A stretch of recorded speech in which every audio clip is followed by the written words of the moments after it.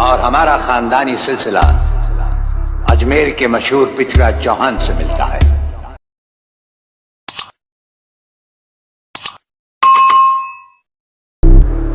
और हमारा खानदानी सिलसिला अजमेर के मशहूर पृथ्वीराज चौहान से मिलता है। मैं शिकारपुर का सबसे बड़ा जमींदार हूँ। राजस्थान में हमारी भी जमीनात हैं और तुम्हारी हैसियत के जमींदार हर सुबह हमें सलाम करने हमारी हवेली पर आते रहे।